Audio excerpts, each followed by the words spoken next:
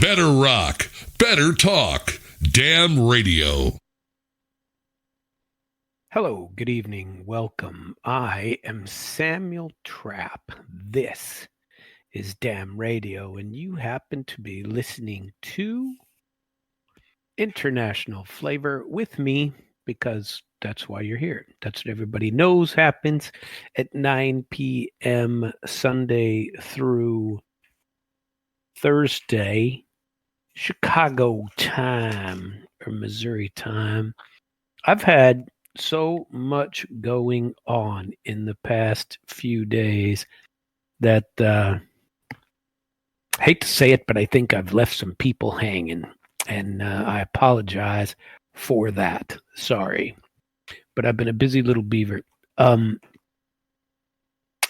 had an incredibly interesting day today, and I want to announce the most exciting portion of this. But before I do that, I want to let you know that all of my prior shows are out there at excuse me, at internationalflavor.com. You can listen to them. You can listen to them all in order. That's what everybody should do. Go out and listen to my wisdom. That's what I'm saying. And you go out there and you check it out, and you or pick the topics that are of entertainment to you. I had a pretty good comment from a person who listens to me from Russia, and it made me feel really good. I got a comment on my Russian YouTube channel, which is at Samuel Trapp on YouTube. And if you like to listen to me in Russian, you can go out there and do it. Well, this guy, on one of my Russian commentaries or one of my Russian little videos, I don't even remember, he goes out and he says, I listen to all of your radio shows on International Flavor. And he told me that he listened to the story with Ike Skelton, and he thought it was awesome. And I got to tell you, I do too. I think that Sunday and yesterday, where I spent all of the time, the entire time, talking about Ike and his standing up for people, has just made me feel really good about the fact that there are people like him out there that'll stand up against what they feel are injustices and what they feel are not what our founders created, who love their countries and will do anything to back up the ideas of the founders as they see them. Now, I too like that status. I too like standing up for what I believe is right. And I know that we're not alone. Me and Ike aren't the only two out there saying stuff. I know quite a few of them, and there's a number of them on this station. And I think that we have our fair share, if not more, that are just fantastic people. And they're very well-versed, gifted, and know some things. And today I did an interview with a similarly situated individual, but more on the national level. And I'm going to do a deep dive into his tale, which is, he's a very well-known person, and I truly enjoyed interviewing him today, and I honestly thought I was going to get when I convinced him to allow me to interview him. I thought I'd get, half an hour, or an hour if I was really lucky, and I have a hell of an interview lined up for you people, and it is with none other than Mr. Scott Ritter, former U.S. Marine, former arms control inspector in the same agency that I was a part of when I was doing treaty verification activities on the U.S. side. He was on the more on the inspection side, and I was more. And I came along. They created another division, so they used to all do and inspection and escort. And right before I came along, in early '90, I think it was, they changed it to they had an escort division also. So they had a what do you call it? An inspection division and an escort division, and it was the on-site inspection agency. And we, the bulk of my job was escorting people, Russian nuclear scientists for the Nuclear Threshold Test Ban Treaty and INF, Intermediate Range Nuclear Forces Treaty. Russian inspectors and military people who would come and eliminate intermediate range nuclear weapons. And today's the day, I saw in the news today, and I'm trying to find the article, that today's the day that Russia finally gave up on the INF Treaty today. Now, Trump bailed out of the INF Treaty back in 2019, alleging that the Russians weren't living up to their obligations under that treaty. Now, I'm not involved. I don't know who's telling the truth and who's lying. So when I say this, don't say, "Oh, geez, he hates his country," and blah, blah, blah. It's not what I'm saying. But at the time, the Trump administration was accusing the Trump 1, by the way, or 45, whatever you want to call him, was accusing the Russians of not complying and doing other things. And the Russians were saying, well, then let's go through the verification procedures. We have a verification set of procedures, and the Americans wanted to do it but didn't want to reciprocate, is what the Russians say. And so Trump backed out of the INF Treaty in the terms of it. The Russians have said that they still honor that treaty all the way through until today. And I'm trying to find the story where it is a better story, because there's a lot going on. I spent the last 2 days talking about Ike's case, analyzing his case files, and truthfully, there's been a lot of activity watching or listening to those 2 videos because a lot of people are interested. Ike is, like I said, he's kind of a hero of mine now because he is standing up for this kind of thing. And, I really hope everything works out for him and that everything goes just well for him. And I really hope it does, and I hope he wins, however you want to call it. Or you know what? As long as it ends well for him, I'm a happy camper.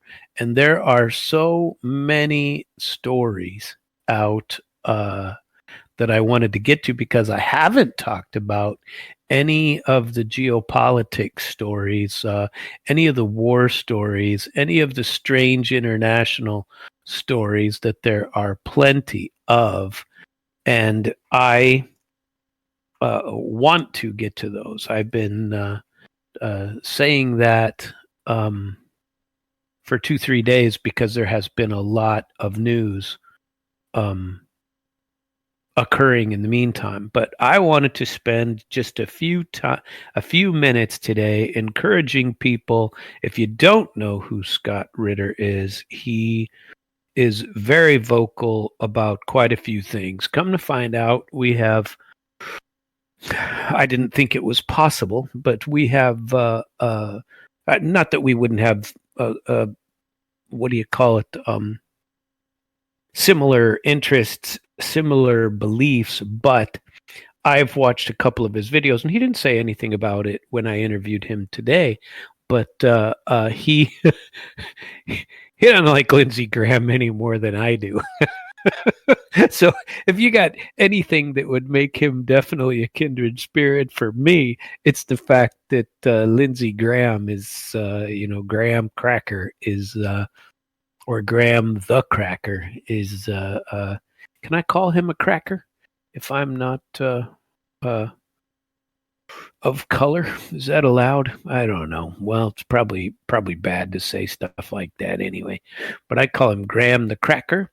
Medvedev called him Gramps instead of Graham last week on his X account or whatever. Maybe it was on a different one. I don't think it was on Vkontakte, which is VK, which is a Russian source and similar to Twitter. But I had such a good. It turned out, and Scott said something about, well, a very long time into our discussion, I had said something like, look, you gave me a lot more time than I was going to take. And he said, this long ago stopped being an interview. And so I believe I have a real treat for us on Sunday night to listen to. And I have it on video. And what I'm trying to do is, and I don't know how to edit video.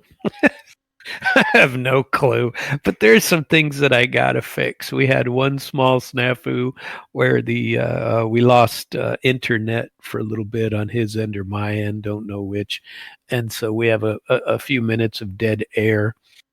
I don't know if JR is familiar with it, but I'm uploading it to the studio, recording studio as we speak, and I'm hoping that maybe he can help, because otherwise I'm gonna have to buy something simple and off the shelf to figure out how to do it, myself.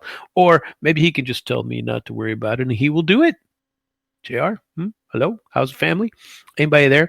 At any rate, I was so pleased with the interview and pleased with the content. And I want to encourage everyone to listen to my deep dive on Sunday night, because I haven't come up with a title yet for what I do plan to call the episode, but I had hoped to speak with him, and there's so many things that I wanted to speak with him about, because I believe we do have, quite a bit in common. He has been all over Russia. He has participated in the arms control. He went to the Middle East and was an arms control inspector for the Iraq, weapons of mass destruction timeframes.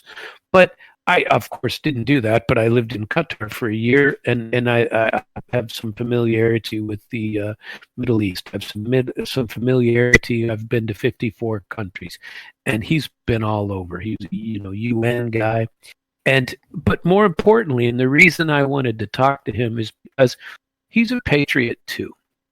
He had, and the story I wanted to talk to him about is very similar to what has happened to me with targeting by a-holes in the government. Very similar to what has happened to Ike. I've spoken to several other people with similar stories that I plan to take some of their stories, usually once a week. I don't want to go overboard on it, but it's a big topic, with our government out there slamming normal people.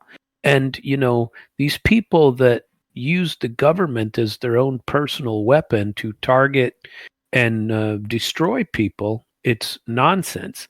And after this, he gave me some time and a great story.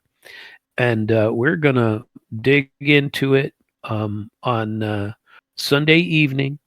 And in the meantime, I'm going to try to upload the video of it as well, and have it translated into Russian to have it uploaded. And that's going to be a little bit on the entertaining side. I'm looking for a platform to get that done. And it was a very enlightening. He's, I thought I might have met him before I remembered his name for sure. And we kind of joked about a little bit of it, because he was the guy, since he was one of the first in the on-site inspection agency. A lot of the training materials that I was going through in the language courses had his name in it. So I could be mistaken, but it might have been that he was gone slightly before I came, to the agency. But I don't know. I remember his name, and I thought I might have met him, but I definitely knew his name.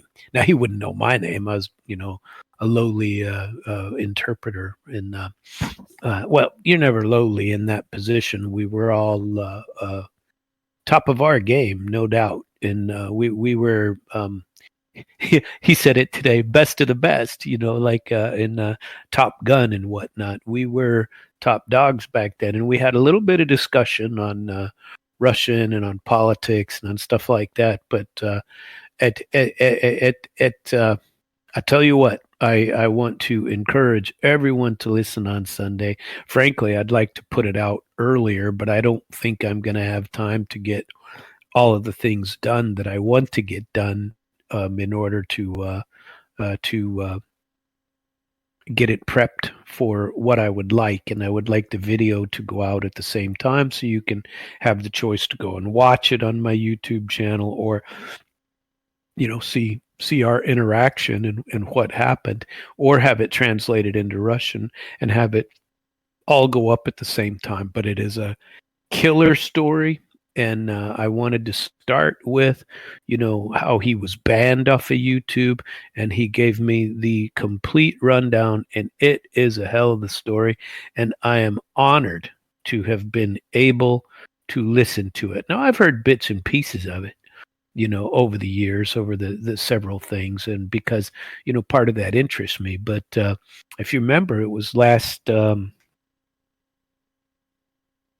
June, July, I don't remember, but he had his passport taken away right before he was going to Russia for the St. Petersburg Economic Forum and International Economic Forum, and he was going to be a keynote speaker. He told me the entire story, and then he had his home raided by the FBI, and that's an interesting story. And I got it all, and I'm honored to have heard it direct from the horse's mouth, and I am gonna share it with you. And it is truly a hell of a story. And my impression of him, even though I always felt pretty good after watching all of his stuff, on the internet and whatnot, and watching his over the last week or two, he's been very critical of the seems like he's critical over some of the same excessive things that, in my view, that I am. I'm not anti-Trump, but I'm anti-Trump's. I'm anti-Trump. I don't know what drama. I don't really like the tweeting. It drives me crazy. I don't like the fight he gets into on X or Twitter or whatever the hell you want to call it with Dmitry Medvedev, and announces that he's sending nuclear submarines to, close to Russia, because on a tweet, I don't know, what do you call it, a post on X, and those kind of things just bother me. I would like to see. I don't know. I just feel like it's not very presidential. If I wanted 15-year-old social media tactics, it would be a little bit different. But I don't mind him using the platforms. I'm not against that. But the way you do it is important. The way you speak and the way you project yourself. So I don't understand why I have to say that I'm not anti-Trump, because I'm not anti-Trump. I just want to make sure that I don't know. I'd prefer a little bit more presidential. I watched something similar about the nuclear sub things from Jeffrey Sachs as well. And he was being interviewed by, what is his name? That Napolitano guy. He was being interviewed. And I don't like or dislike Napolitano. I was more interested in listening to Jeffrey Sachs, and it gave him a platform. And I listened to it, and that thing came out just in the last few days too. Might even been today. I don't know, but I listened to his commentary on it, and one of the two of them mentioned that, listen, we're sending and we're talking about nuclear submarines. The Russians have 3 times or 4 times the nuclear sub fleet that we have. And I remember those numbers being, fairly close to that. And I'm just afraid all this escalation. And I want to get into the BRICS thing tonight. And I want to get into my thoughts on a lot of that, because it's these are crazy times, and part of me fears for where we are going from here. But initially, I want to start with Moscow's comments on the collapse of the U.S. arms control treaties, including the INF Treaty. And this is truly depressing to me as a person who fought. Well, I didn't fight. It wasn't a fight. I wore a suit and tie. I was not involved in any fighting. And, I was in the military during Iraq 1 and I think even Iraq 2. But I never got called up for battle. I was an interpreter, a Russian interpreter at that. But Russia has said that it has the right to deploy ground-based intermediate-range missiles when it deems necessary, following the collapse of the 1987 Intermediate-Range Nuclear Forces Treaty with the U.S., said Dmitry Peskov, Kremlin spokesman. Moscow previously opted not to station such weapons in certain regions unless the U.S. and its allies did so first. But on Monday, the Russian Foreign Ministry announced that the actions of Western countries have made Moscow's adherence to the moratorium no longer viable, as they were creating a direct threat to Russia's security. And this is depressing to me. When I was engaged in these activities back in the early 90s, it was, we're doing some great things. Russia and the Soviet Union and America were not friends. They were not partners, but they were adversaries. But they still worked together to do what? To make the world a safer place. Where is that? Where is diplomacy? We have Joe Biden doesn't talk to Russia for more than 3 years. Not a word. Diplomatic silence. And we were in the Cold War forever, and yet they talked. And yet they tried to keep the world a safer place. And yet they had functions together and met together and were decent in their diplomatic engagements. There were few rough spells. Cuban Missile Crisis, Reagan's Mr. Gorbachev, tear down this wall, these kind of things. And we outspent them and helped run them into the ground, and then turned them into the 90s and let them twist in the wind. We pushed. We turned them into enemies that they weren't. And if anything, that my discussion with Mr. Ritter came out today, it was the fact that we're pretty much kindred spirits on that end. And he made some great commentary when we were talking about it, that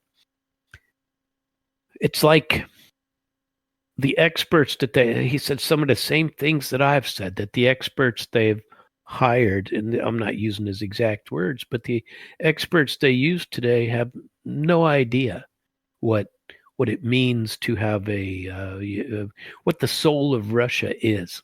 They have no idea, nor do they care on top of that, because they're supposed to be our enemies, you know? I truly hope I get an opportunity to chat with him some more.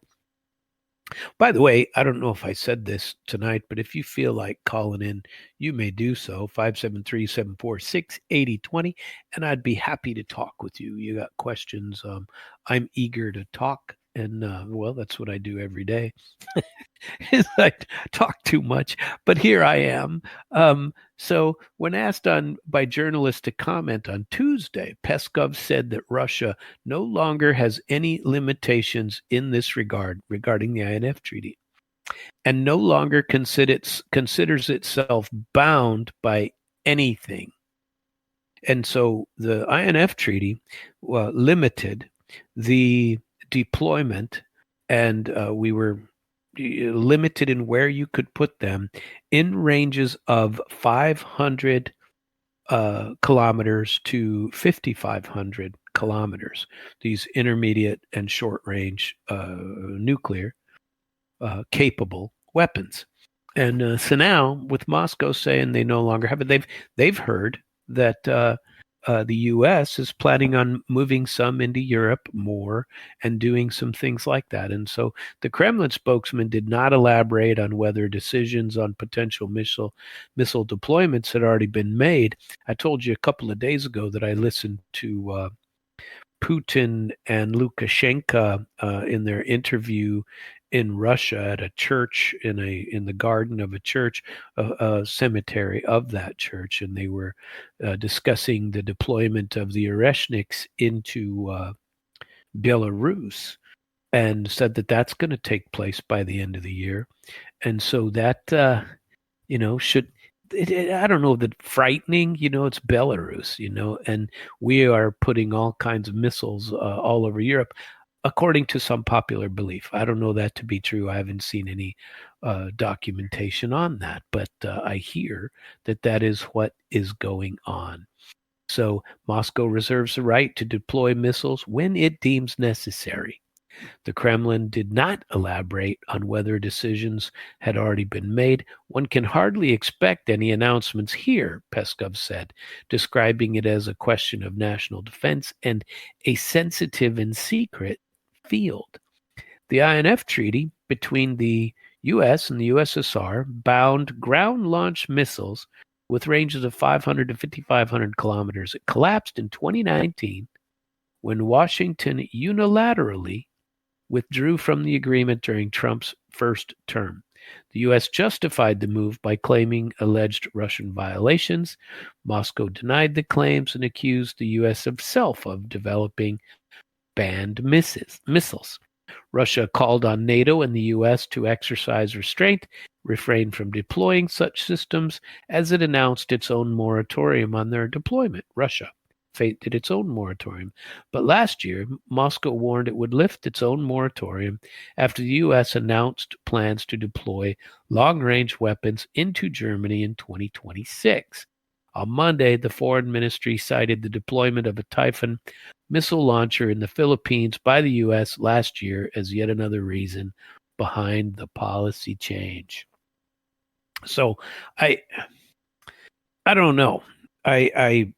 I hate to see stuff like this. It drives me bananas because it is so foolish, just foolish. And on both sides, by the way, it's not just us, or not just Russia or us. It's both, and I don't like it. Let's see. I have so many. It's I have so many stories that I haven't covered in several days. Certainly since last Thursday, because Sunday was Ike, Monday was Ike. Today's only Tuesday. Tomorrow, by the way, is the biggest day in radio, and Ike will be on tomorrow night, and I'm very looking forward to his show. I forget what time he comes on. I'll have to pull up the schedule. When you can find the schedule yourself at damradio.com/schedule. and I'm pulling it up even as we speak. And he will be on the Ike Skelton show. I thought so. I just didn't want to misspeak. He will be on at 6 p.m. tomorrow night. And, he usually goes a couple hours. He'll be done at 8. I'll be back at 9. And so I'll certainly be making sure to listen to his show because I want to hear all of the things that he has to chat about.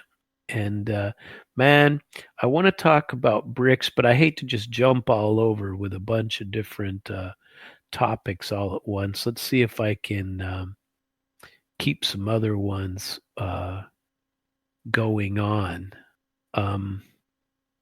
Looks like this one was several times. I've pulled this one up a few times. It looks like I got quite a bit to talk to BRICS about, and I have some funny things to discuss as well. But there's an opinion piece, or maybe it's called a feature piece. And by the way, we talked quite a bit about RT. Russia Today is what it used to be called, but now it's RT TV. And some of my thoughts, and I pulled all the lawsuits from the Department of Justice on RT that I had read. I may have read some of them on this program to you. And Scott Ritter and I chatted about some of the topics on that. And I'm telling you, it's another part of our rather lengthy discussion. We had time it was all said and done. We had like a 3 or 4 minute internet outage, or whatever you want to call it, difficulty getting it together. But we were on for nearly 2 hours. And so my show on Sunday will have a lot of content and some very interesting thought concepts. And we never even got into the true foreign policy stuff. This was more about him being targeted and him being a hero, kind of like Ike is, being targeted, somewhat kind of like I am. And although I don't really want to slap myself too hard on the back, but I stood up for some things too, to my own detriment still. And I hope things go my way on some things I'm trying to repair, and to get back to where I ought to be, because frankly, Ike doesn't deserve what happened to him. Scott Ritter doesn't deserve what happened to him, and I don't deserve what happened to me. And government overreach, being targeted by government individuals at all kinds of levels, it's far past the time that we figure out how to attack these things. And maybe it means changing the law. Maybe it means making people more aware.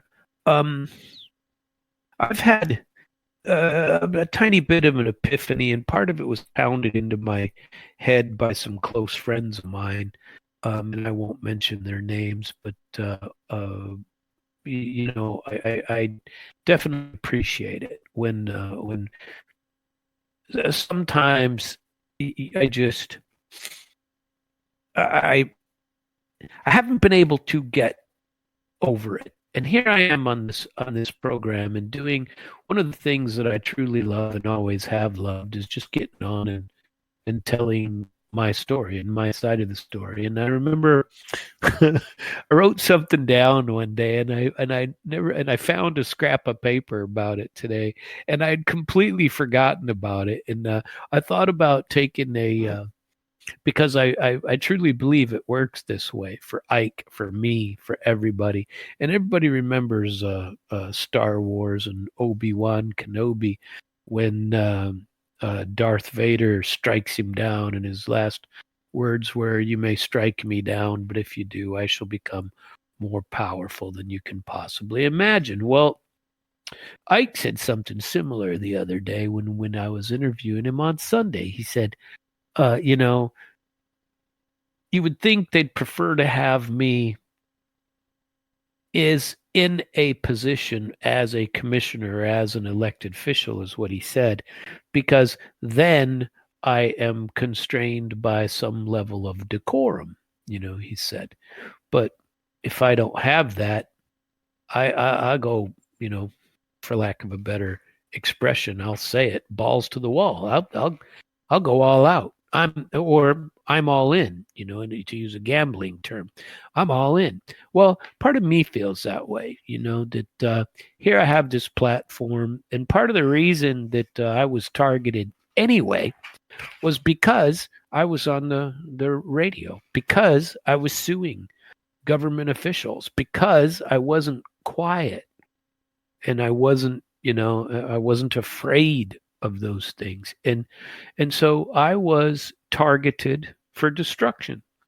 Scott Ritter targeted for destruction, and he's not destroyed. uh, Ike Skelton targeted for destruction, and he's not destroyed. No, we're not alone. I know plenty more, just myself, who have been targeted for destruction, and they're still kicking. I tell you what, I have that sense of loss because I lost something that I shouldn't have lost due to bad actors in government roles. And not the loss I take full responsibility for, but not being able to come back, what they did to me is BS. And, that's a story you can go out and listen to on my program anytime you want. It's out there at International Flavor. Go listen to it. I've talked about that a few times, but I feel kind of more positive about it after. You always feel you're alone like that, and like Ike kind of intimated some of that today. You always feel like you're the only one being targeted. And I'm not saying it's all right, because it's not, but it kind of puts a little bit of perspective on it for you. And the targeting against me, I'm a piker compared to the targeting that Scott Ritter went through. And so I don't know. I keep going back to that because it was a big part of my day today, and I'm hopeful that we can edit that. I don't know if JR knows how to edit video on there, but it's uploading to the recording computer even now, and it says it's still got 11 minutes remaining to till it's finally uploaded there. So I don't know. I was going to try it out on there with one of his. I don't know if it'll edit videos. If not, I'll download something and see what I can find out. I want to read this opinion piece that says Russia is bringing its missiles back, and this time it's personal. Now, this is from RT. This is from Russia, the RT news source, and it's a somewhat lengthy article, but you know what? It's an important topic.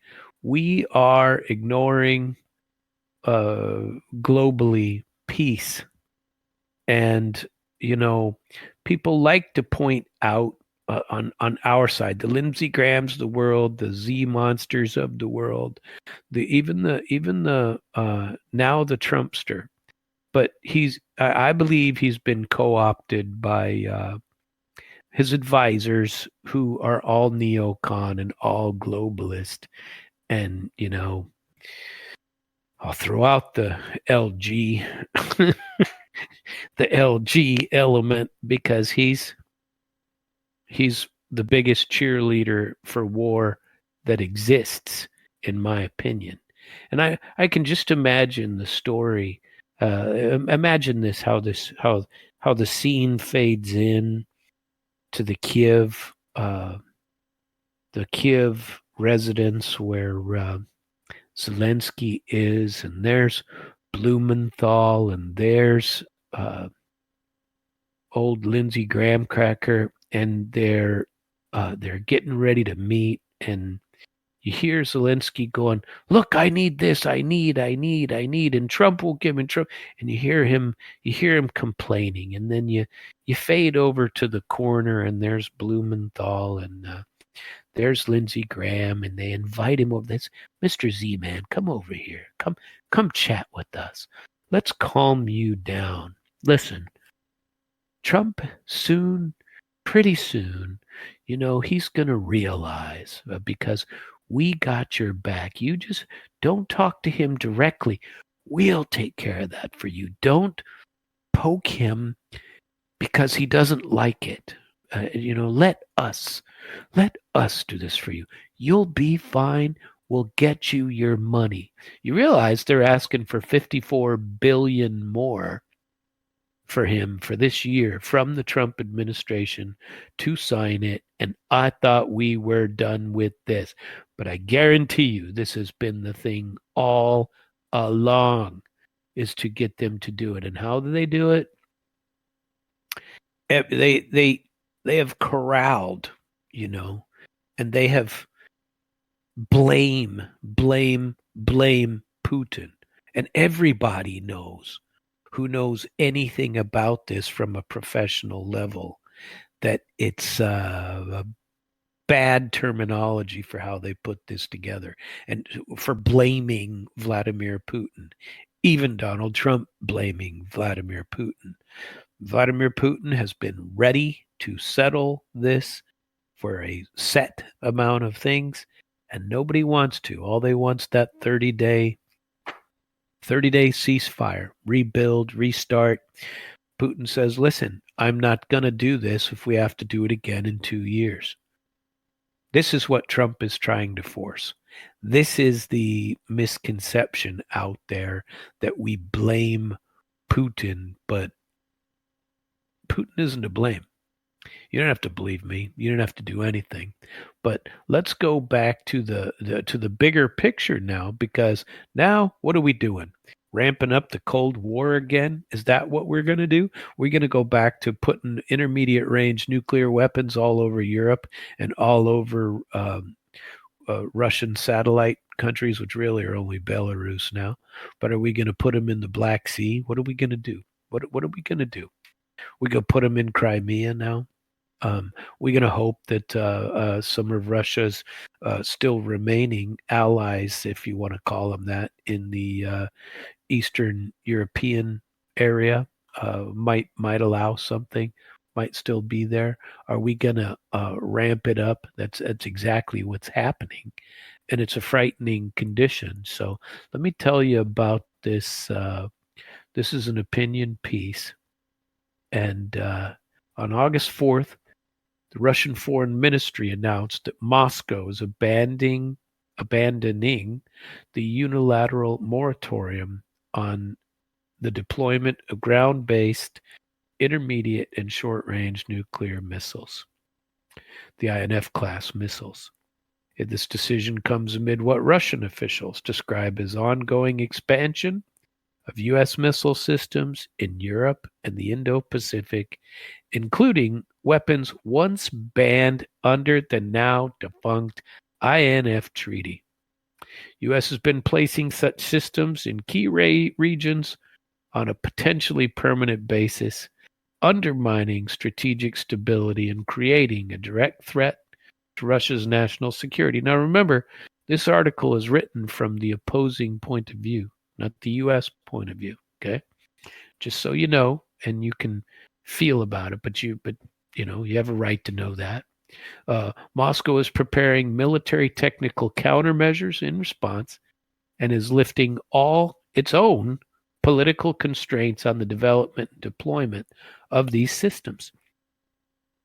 Here, RT, Russia Today, examines the situation through the lens of leading Russian military experts who described the move as a long-anticipated, technically overdue, and strategically inevitable escalation. The assessment shed light on Moscow's doctrinal shift, future deployment options, and broader geopolitical implications for Europe and for the ongoing conflict in Ukraine. Russia's rationale. Let's go into that a little bit. Moscow has shown restraint for several years after the U.S. withdrew from the INF Treaty in 2019. Legally freed from its obligations under the accord, Russia still opted for a self-imposed moratorium and vowed not to deploy ground-based intermediate-range nuclear missiles unless similar U.S. systems appeared near its borders. But that no longer applies. It points to a broader U.S. and allied effort to institutionalize deployment of such missiles across multiple theaters. Here's some examples. The deployment of a Typhoon missile launcher in the Philippines under the guise of a drill, with the system remains in place even after exercises were concluded. Testing of the PRSM missile in Australia during 2025. Future variants projected to exceed 1,000 kilometers in range. The planned deployment of SM-6 interceptors in Germany by 2026, launching from the same Typhoon system. All these are banned, right? Well, they're supposed to be under the treaty, but the U.S. took off from them. And so Russia's still been watching, though.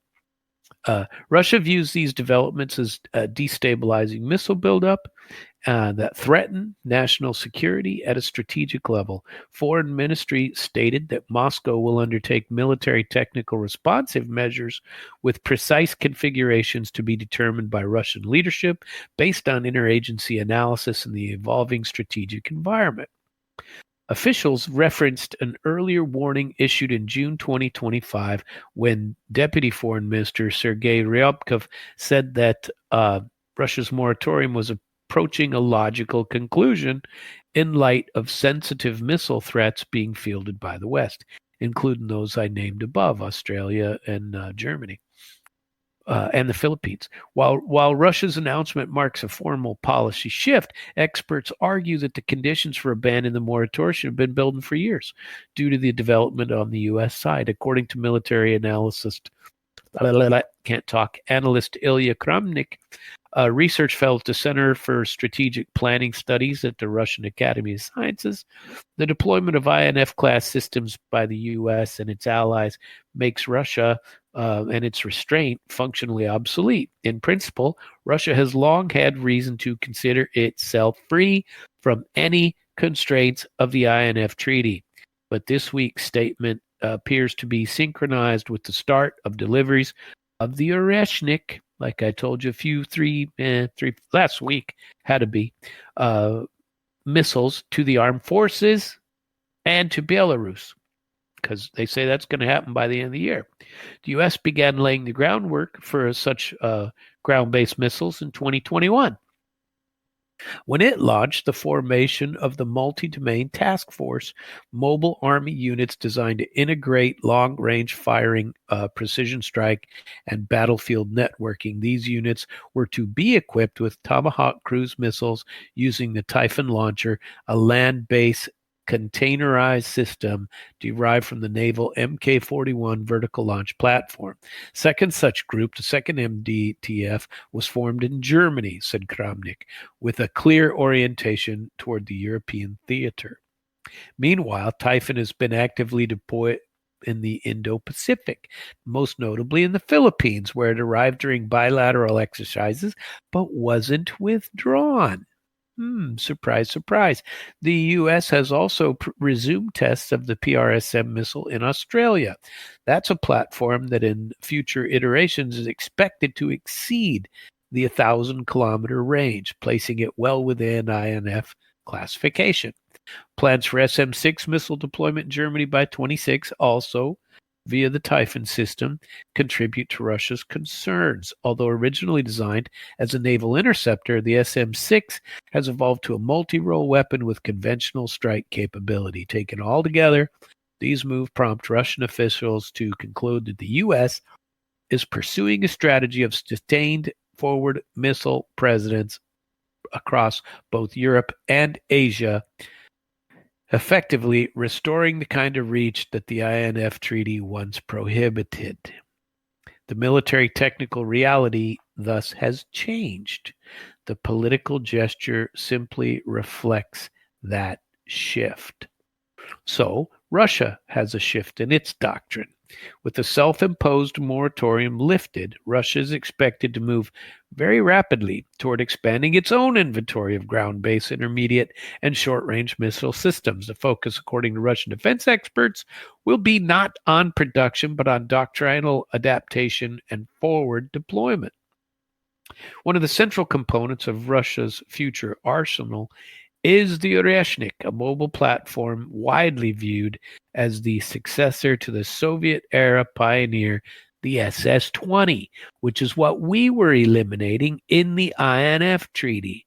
And there those are the big rail systems that you see from I suppose the best thing to say is from Spies Like Us. You remember with Dan Aykroyd? Is they had those big trucks, those missiles that are on the back, right? And so that mobile platform was the SS-20. The weapon was first publicly hinted the Oreshnik in 2023, and they had several deliveries to Russian troops were reported to have begun in mid-2025. The expiration of this moratorium is long overdue, said Vasily Kashin, director of the Center for Comprehensive European and International Studies. Kashin noted that Soviet missile forces had previously considered positioning Pioneer-class systems in the northeast of the country, including near Anadyr in Chukotka, from where missiles could potentially reach deep into the U.S. mainland, including San Francisco. Modern deployment patterns, however, are likely to prioritize northwestern and southern Russia, given their proximity to NATO territories. In addition to Oreshnik, experts expect land-based variants of the Kalibr and the Tsirkon missile families to be introduced, along with new ballistic versions of the Iskander. This is not good, people. This is bad news.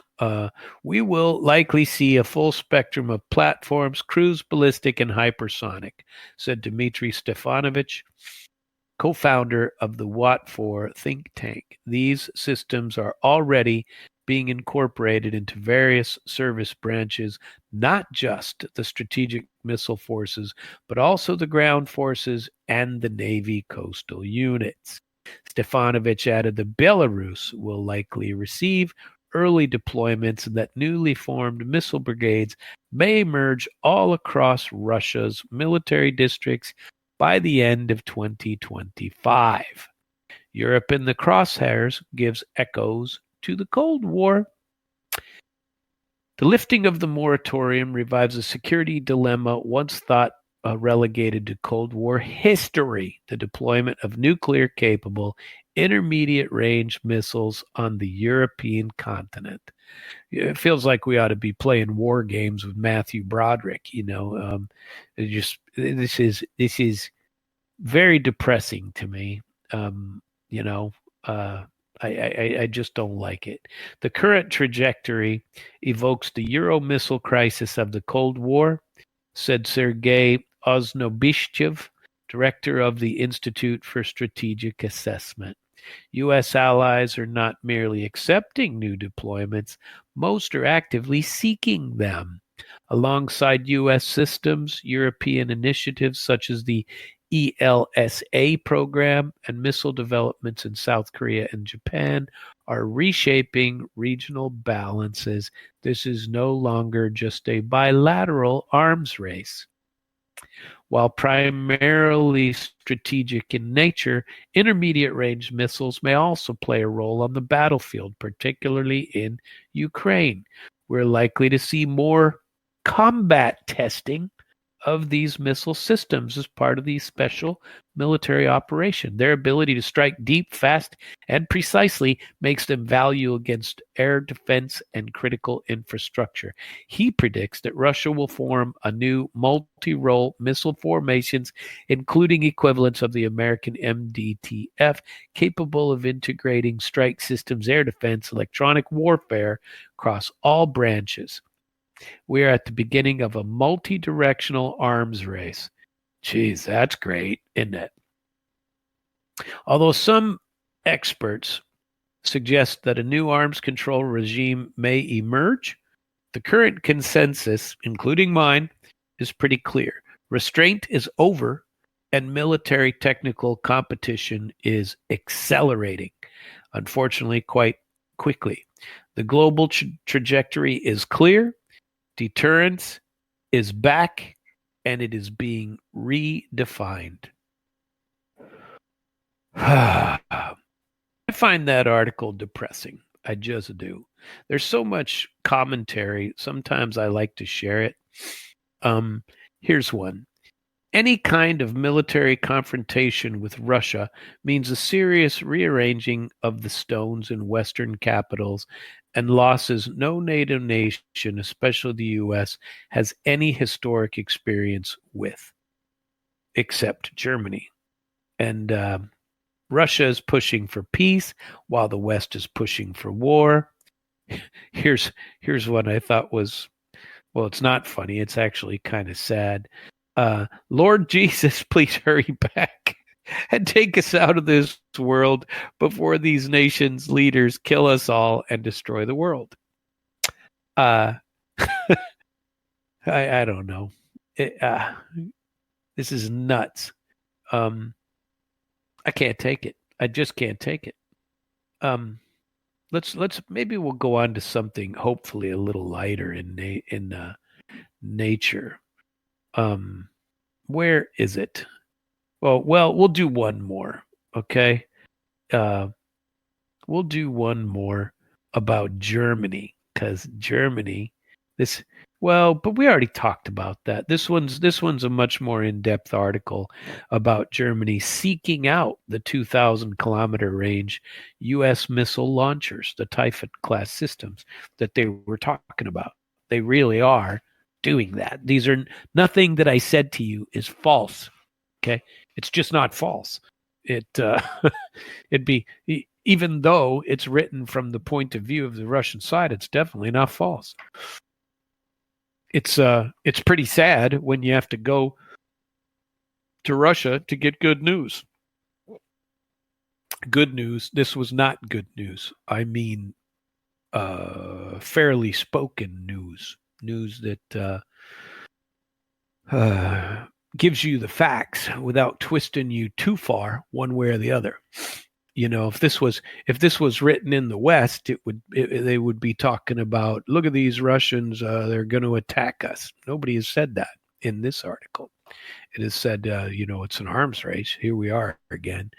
If this article was written by anybody in the mainstream media over here, would have talked about Russia's continual aggression, Russia's this, Russia's that, and how evil we are. But Russia doesn't return the favor, even if you say that RT is a state-run news program, and it does receive a buttload of money from the Russian government for it. It isn't so twisted that it's unreadable, which is the unfortunate part of a lot of Western news media. Sad, but freaking true.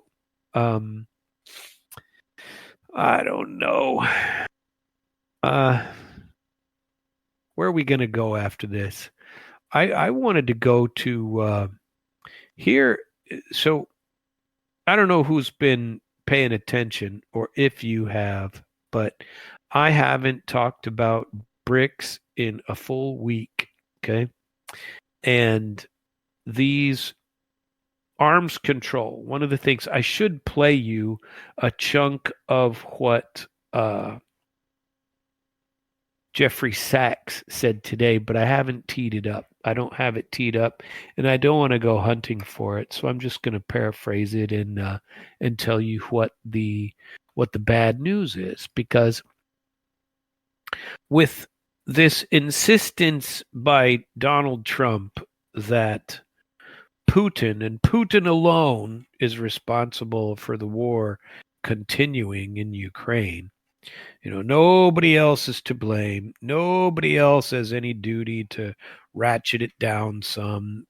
Russia is supposed to accept Kellogg's plan, which is, why don't you give Ukraine all their land back. Yeah, like that's ever going to happen. They know it's not going to happen. And so to go out and require it as if it's going to happen and as if you can stop it, the war, by saying that to them, you got to have your head examined. You better pull your heads out of some very dark places, because it's not going to work. Lindsey Graham Cracker, who is the attack dog for the old Trumpster, even now, it's not going to work. And so let us begin at the beginning. Here is what Trump is saying. And we're almost, what is it, Friday that this is supposed to happen? That Trump is supposed, and it's supposed to be even sooner with India. Isn't India supposed to happen like tomorrow morning or something?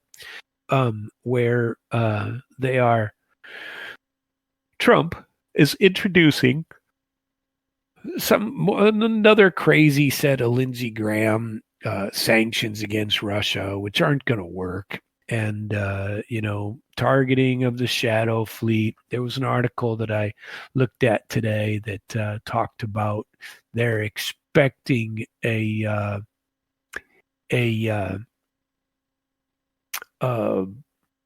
some kind of attack on one of their one of their shadow fleet or one of their tankers, preferably in a place like where it's going to cause a lot of damage and will plug up a corridor for where they can continue to export oil, so that it just plugs it all up.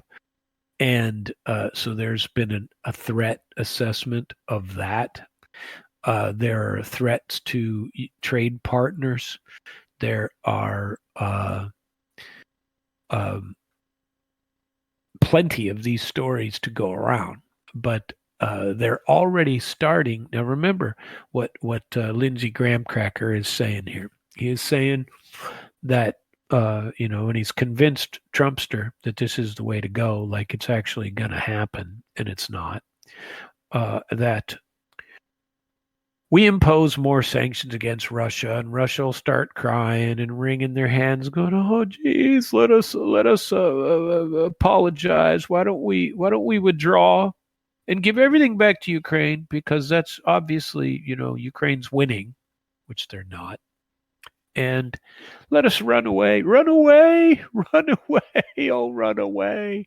And we're all supposed to just run away. Why? Because you have sanction package number 18 from the Graham Cracker and the 19th one already on the horizon, $54 billion that Graham is looking to provide. There was a story about, what is her name? Marjorie Taylor Greene, saying that, listen up, this is nonsense, what you're pushing for. And this is not why people elected you. Where is her story? I got nothing. But we'll find it. Well, if it's really important. Basically, she's saying this isn't what Trump was elected to do, and he runs the risk of. And here we are, going to put another $54 billion into Ukraine for what? I mean, seriously, for what? Has the equation changed somehow? Has the equation changed? Is there something now that we need out of Ukraine? Is there something that says this is critical for the American public, other than to Lindsey Graham, who's never met a war he couldn't love, And he accused Medvedev of warmongering. Now that's freaking rich, Lindsey Graham accusing anybody of warmongering. I mean, compare him to anybody. That guy should have a rifle in his hand at all times. Hell, he's the one who ought to be dressed in green, not the Green Goblin. It ought to be Lindsey Graham Cracker, and he ought to be just green, green, green. Oh boy, I got to get off that topic. I'm going to get myself all worked up, and I want to go into the BRICS and anywho and talk about these threats to Russia's trade partners and what they have said. Okay, now I prefaced it a little bit. I gave some short versions of this and little snippets over the last week or so, but here's some big deals for you. Okay, you have allegedly China, India, Brazil, and now South Africa. I've been looking for a story on South Africa for a while to see what theirs is. Now, India has already said, bite me. We aren't going to quit trading with Russia. China has said, what? Bite me. We're not going to stop trading with Russia. We're a sovereign nation and we choose who we trade with. India said the same thing. And I'll get into a story about Modi going to Russia quite soon. And then Lula in Brazil, what has he said? Bite me, doesn't matter. And now South Africa. Let us have a look at the South Africa and say Pretoria's international relations minister said the following. South African International Relations Minister Ronald Lamola said that Pretoria currently lack an ambassador to the U.S., and it hasn't affected the country's ability to negotiating an agreement following Washington decision to impose a 30% tariff on imports. Speaking at a joint media briefing on Monday, Lamona addressed the diplomatic fallout after the former South African ambassador was expelled in March. We had an ambassador to the U.S., and that ambassador was expelled. The fact that our ambassador was expelled means that now a new process to appoint the ambassador will not be easy as we thought it would when an ambassador had not been expelled. But they're talking about the U.S. tariffs and what's going to go on there, but they're not going to affect any of the BRICS. This South Africa, it's not like they're not. It's not going to impact anything occurring in BRICS because South Africa is still a part of BRICS, but the amounts of money that they're trading in the others are really none. U.S. South Africa poses no threat to the U.S., especially in trade. It's such a small partner there that it doesn't really matter. But every other one has basically told them to go pound sand, but South Africa is only 30%. And the U.S. doesn't want to alienate South Africa. For some reason, it doesn't mind doing it to Brazil, India, China, for sure, all about Russia. And they believe, and I think this is a bad plan for Trump, and that he has miscalculated completely, or he's listening to the wrong people. I find him a pretty smart man. I have my issues with him, but I think he's a pretty smart guy. I think in this one he's missing the boat, and it ain't gonna work. So let's see. Let's go to what the Kremlin says. This is again Dmitry Peskov trying to talk about, I got some quotes from him here, about what he says is they're assessing internally in Russia their own beliefs as to what their trade partners, India, China specifically, but Brazil too, that all three of them, and he's assessed it as follows. Washington, of course, has warned India, China, Brazil of potential restriction over their imports of Russian energy. And the NATO ambassador, Matthew Whitaker, said the next obvious step is more sanctions and attacking these three people in an effort to end the conflict in Ukraine.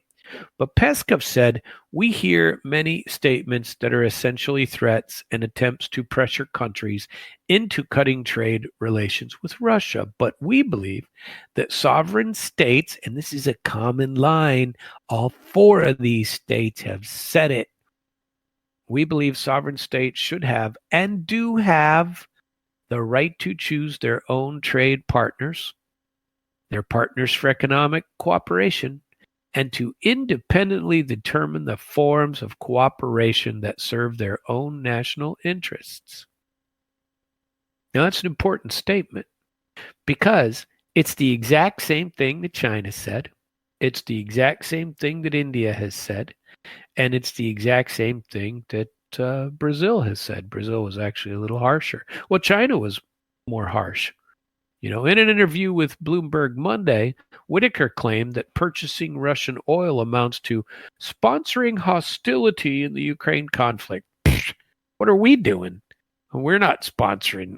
We're not sponsoring hostility in the Ukraine conflict, are we? That is freaking laughable. Where are all the weapons coming from, friends and neighbors? They're coming from the friends and neighbors. We're giving them up to Ukraine so they can fight this proxy war for us. And Trump isn't doing what I thought he was going to do, which is end this war. And sanctions are not going to end this war. Tariffs are not going to end this war.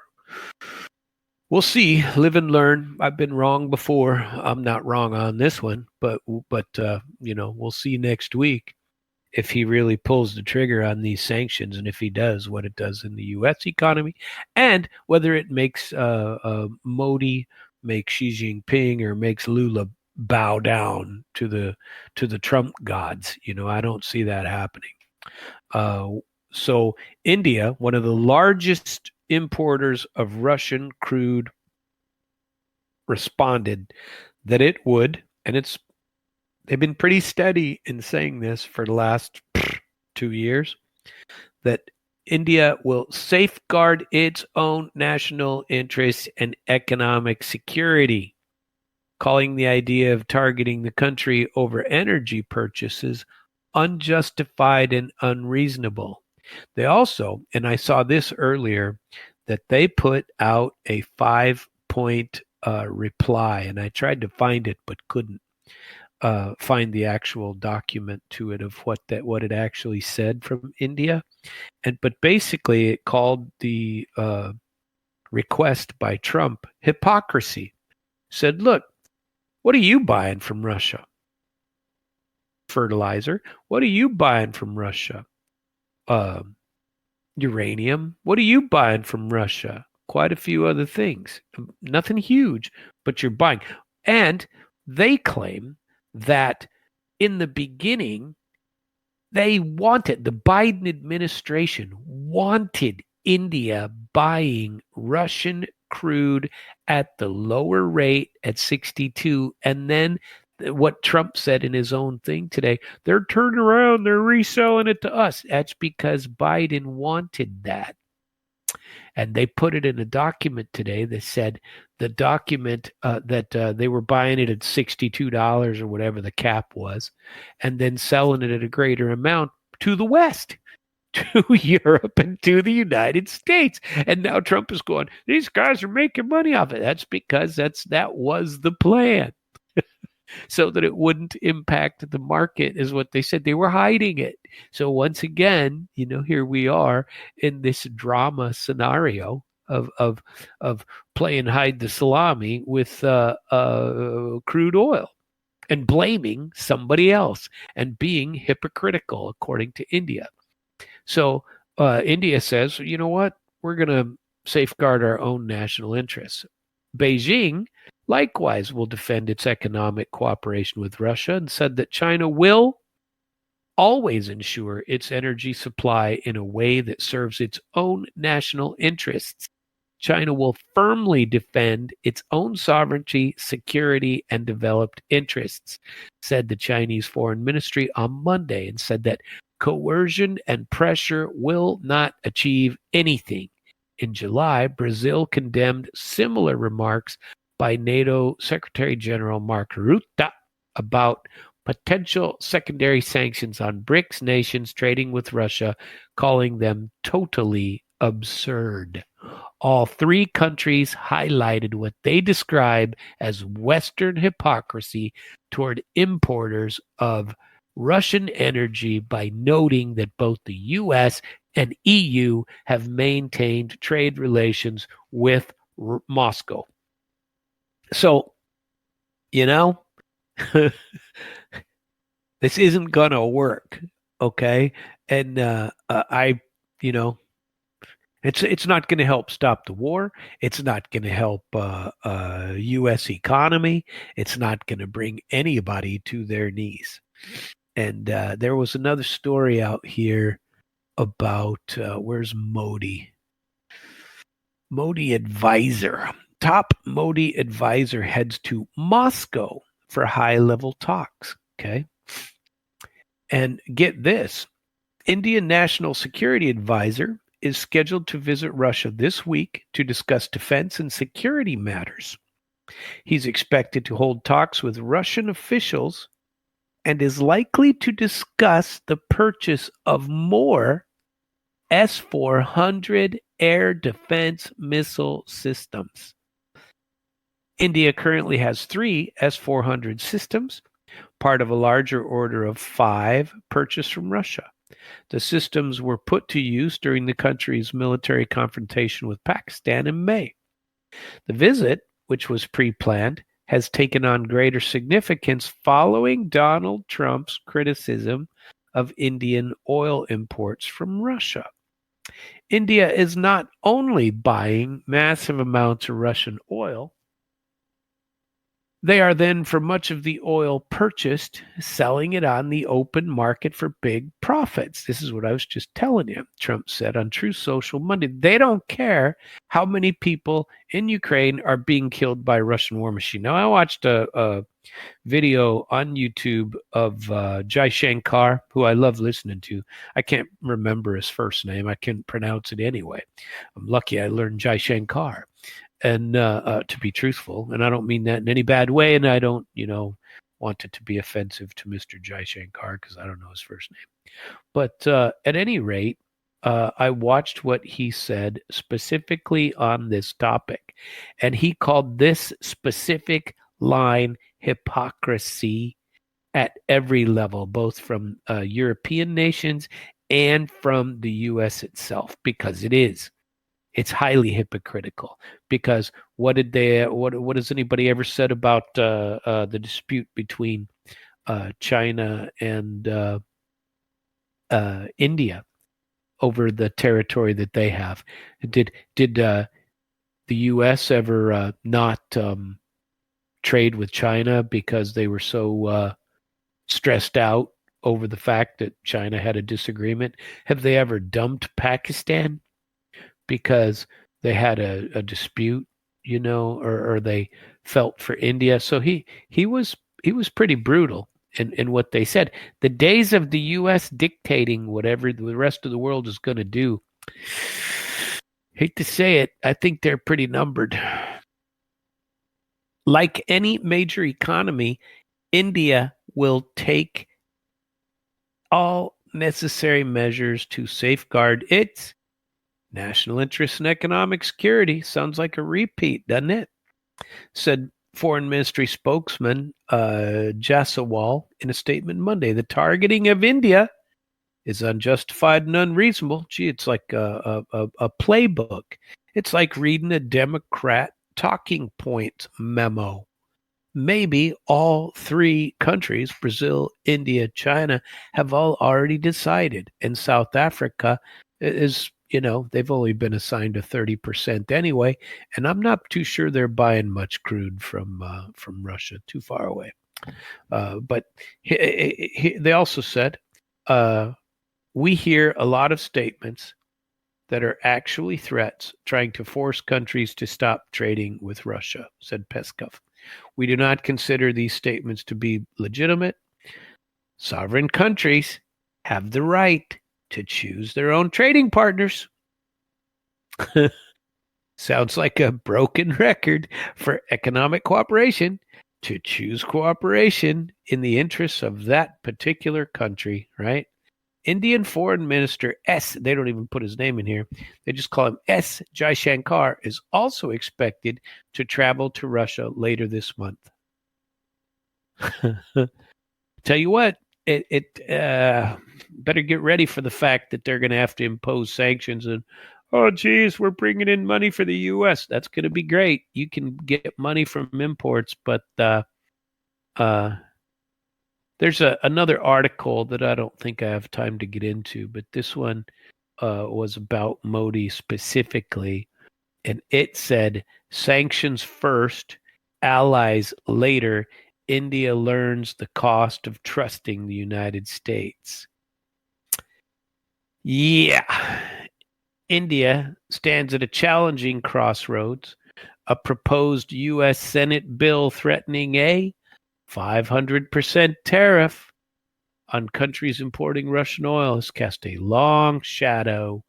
With nearly half of its oil sourced from Russia, India could be forced to choose between economic pragmatism and geopolitical alignment. So this article was what was written several weeks ago, right?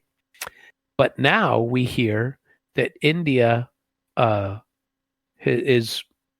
aren't gonna back down. That's been all over the news today. Here's one. Well, we won't go there. I wanted to get to a couple more, and I'm running out of time. Have you heard about democracy in Moldova? Moldova is a very pretty country. I'm not sure I'd want to be there these days. I liked being there for the 3-4 months that I was. Got a couple of interesting stories. The Moldova has jailed a Eurosceptic regional leader named Gagauzia Yevgenia Gutsul. She's been accused of illegally financing a banned political party. And she won the election, and now she's going to jail for 7 years. Sounds like something they wanted to do to Trump. Let Trump win and then throw him in jail. Here's another pretty funny one that this is exciting. I like this story. This is kind of the what is that guy I always watch? Alex Christoforou. He has something at the end of all of his shows he calls the Clown World, and he puts these ridiculous stories out of the day. Well, here's my version of that, but I won't call it Clown World because I won't steal it. But it's a funny story, and it's entitled, "The Danish Zoo Wants to Feed Unwanted Pets to Predators." Isn't this great? Owners are invited to donate their healthy animals to be fed to the to the predators in the zoo. A zoo in northern Denmark has sparked public outrage by encouraging people to donate their unwanted pets, including guinea pigs, rabbits, chickens, and small horses, to be fed to carnivorous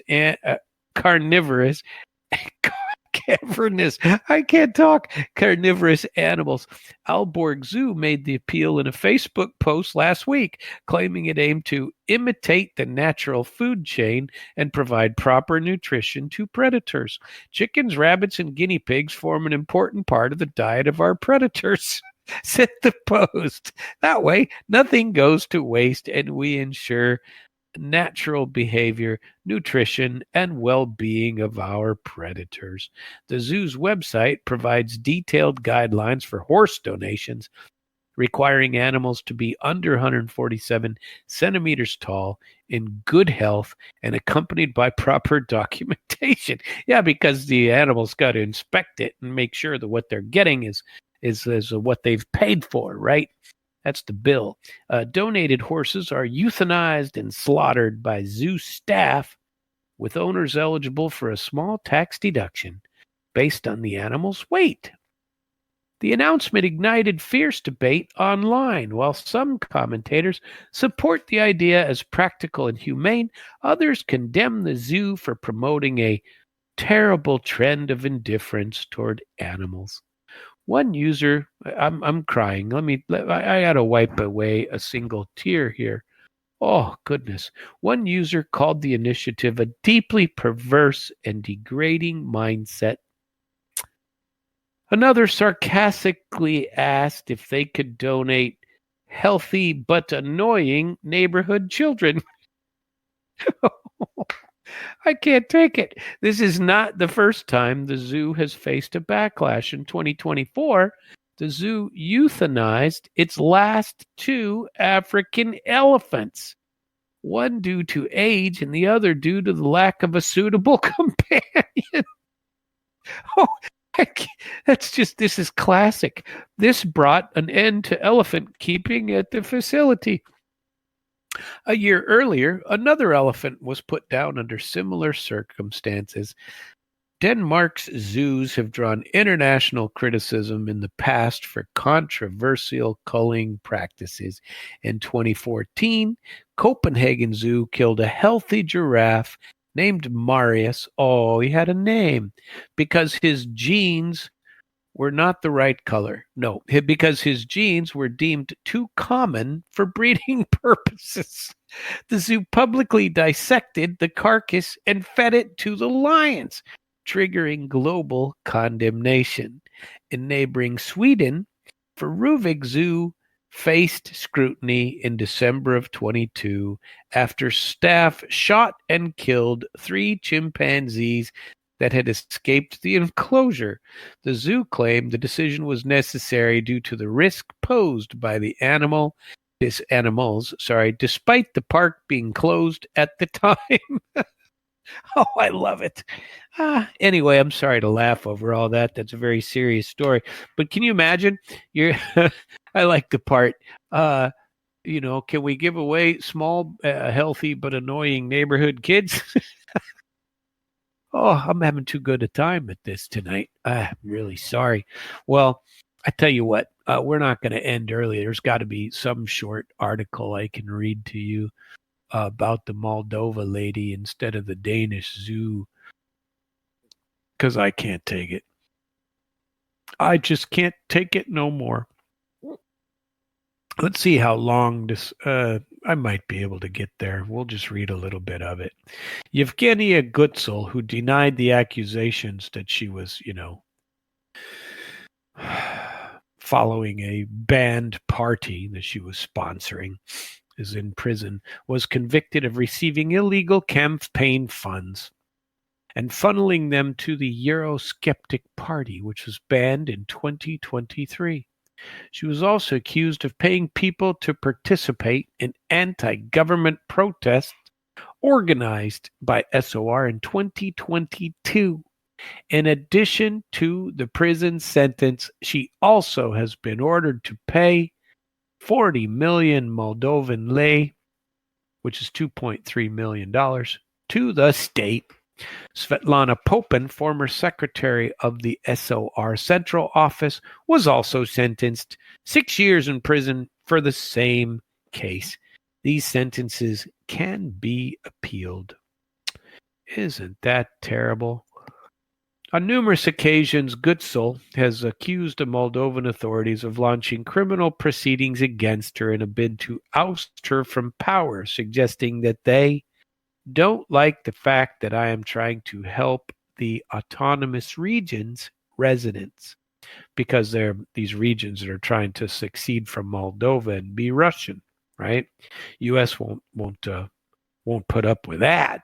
Geez, you can't have a referendum. Oh, that'd be terrible. You have a referendum. Who's going to run it? It's got to be the U.S. or somebody that the U.S. trusts, and certainly couldn't be done by anybody in Moldova. Oh, horror of horrors. It just wouldn't work. Anyway, I appreciate all of you being here tonight, and I appreciate you listening to the show. You can always listen to my show on reruns if you'd like. Internationalflavor.com. All of my shows get put out there and are there for your listening pleasure. And every topic is covered. I'm going to load this one up tonight and make sure that it is there. They're also very close to, you can get the schedule from damradio.com/schedule.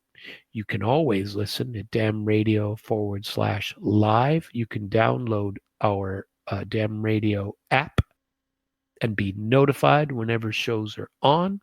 You can go to internationalflavor.com and download the podcast app. And every time I upload a new one, you will also be notified. And I also encourage you all to go out to my Facebook page, International Flavor, and like the page. I thank you for your attention.